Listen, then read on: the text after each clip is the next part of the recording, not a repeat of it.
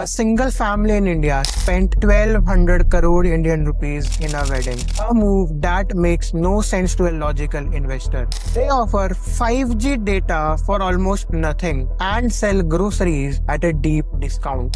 Before this, they built the world's largest startup with Jio and scaled retail to rupees 3 lakh crore in revenue. And now they have entered the green energy market with 75,000 crore bet. But here is a secret. Jio and retail is not something which made them rich. In this video, we will cover how they used garbage to gold strategy to turn cheapest oil into a premium fuel. The genius unit economics of zero waste refining and how a single mega factory in Gujarat prints daily cash to fund Ambani's empire. Let's get started. If you value business logic over billionaire gossip, subscribe to this channel. Most of us look Reliance Empire as a consumer point of view. You wake up, check your phone powered by Jio. Then you buy your groceries from the Smart Bazaar, and you might even fill up your tank at one of the expanding Jio BP petrol fuel stations. So the natural assumption is that it is more of a telecom and retail company. But that is a smoke screen, my friends. Consumer businesses are incredibly brutal. They are characterized by massive cash burns, vicious customer acquisition costs, and razor-thin margins. Right now, Reliance Retail is fighting a bloody expensive war in the retail segment in India. Also, everyone knows about the quick commerce race going on currently in India.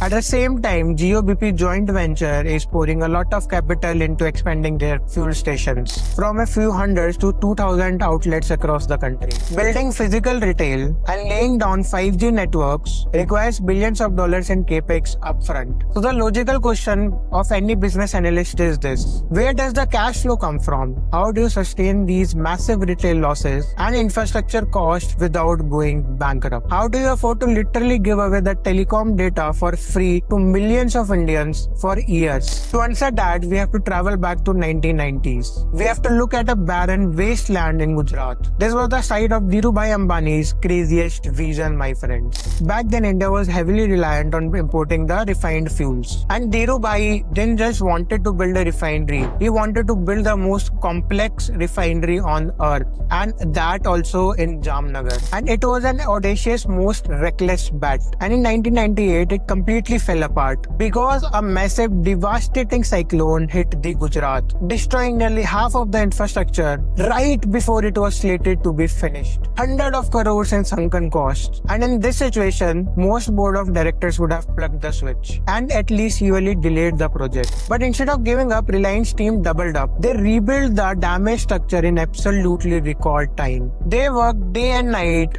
defying every engineering timeline, and actually commissioned the refinery in the year 1999. And the sheer scale of what they built is actually difficult to comprehend. The Jamnagar factory sits on 7,500 acres of land. Let me put that in the real world scenario for you. This single factory is larger than the entire city limits of South Bombay. It is a city into itself, complete with its own housing townships, an ecosystem of hundreds of thousands of trees, and its own megaports to receive the ships from across the globe. But being big doesn't make the Jamnagar a money printer. What makes Jamnagar the ultimate moat is a deeply technical metric called complexity index. So think of a refinery as a massive kitchen. A standard low complexity kitchen would require highly refined ingredients and very expensive tools to make a decent meal. In the oil world, these expensive ingredients are called sweet crude. Its light is easy to refine, but it costs a premium in the global market. Jamnagar, however, is very hyper advanced. A multi-billion-dollar kitchen with a world record complexity index of 21.1. This rating is highest on earth. What it means in the plain business logic is that Jamnagar does not need to require expensive,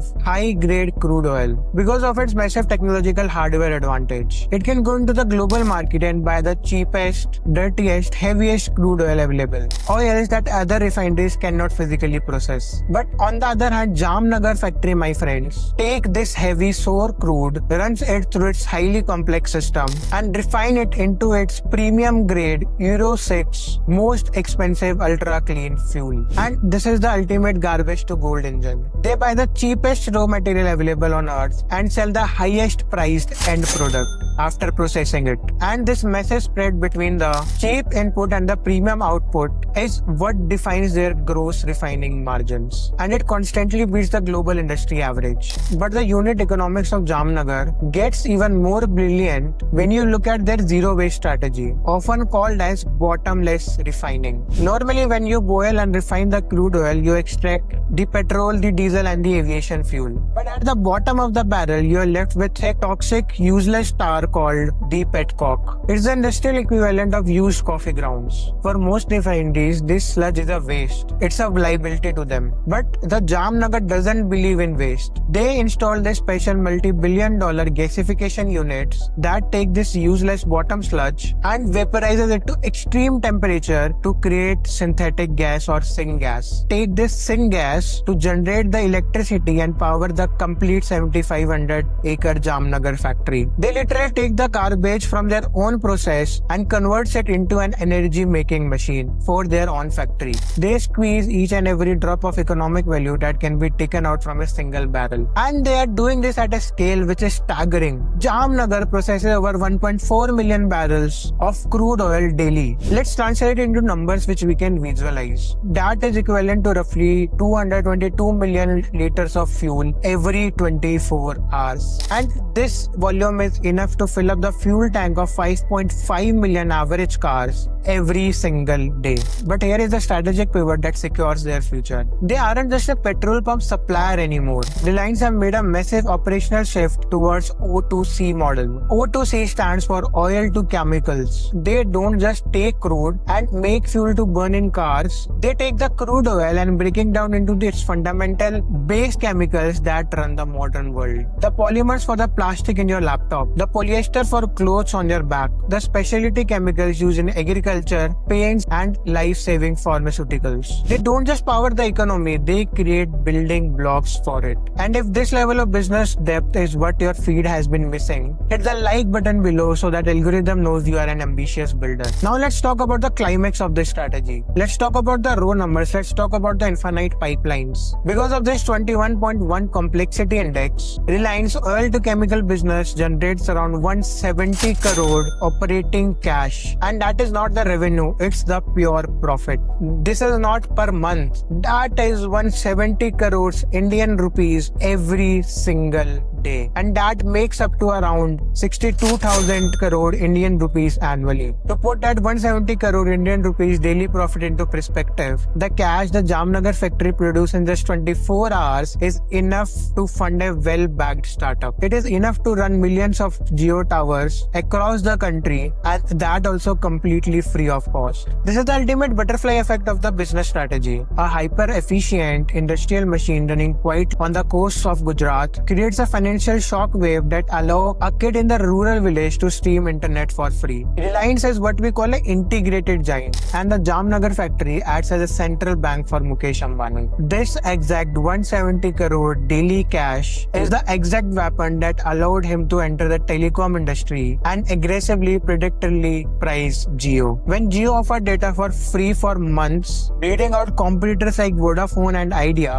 it wasn't a gamble, it was arbitrage. Mukesh Ambani knew that no matter how much cash the Jio burns to provide internet for free and penetrate inside the country, the Jamnagar refinery would wake up and print 170 crore of cash the next day to cover all the expenses of Jio. And here is what any builder can replicate from the Ambani's playbook. First, complexity as a moat. Build systems so advanced that competitors cannot afford to copy you. Cross-subsidization. Use boring B2B cash cow to aggressively fund you and take over the sexy B2C business. Third, zero waste economics. Find the ways to turn waste of your business into a cash-saving asset. Tomorrow, this could happen to EV or an AI industry. History is repeating itself. So if I ask you, if your business was spending 170 crore cash daily, which industry would you disrupt next? Drop your thoughts below. And the Ambanis aren't just refining oil. They are refining their grip on your daily life. To see how they are using this exact cash to disrupt the FMCG market with massive industry estimates and razor-thin margins, watch our next case study. How Mukesh Ambani is planning to destroy Bisleri with his acquisition of Campa. See ya.